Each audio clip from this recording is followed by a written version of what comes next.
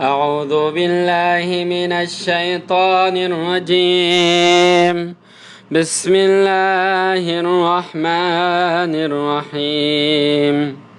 وقضى ربك ألا تعبدوا إلا إياه وبالوالدين إحسانا إما يبلغن عندك الكبر أحدهما أو كلاهما فلا تقل لهما أف ولا تنهرهما وقل لهما قولا كريما واخفض لهما جناح الذل من الرحمة وقل رب ارحمهما كما ربياني صغيرا.